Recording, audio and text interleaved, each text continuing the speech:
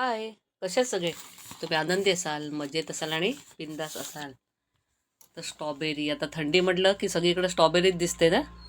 आणि खायलाही छान, अगदी आंबट गोड, चवीला छानच लागते ती.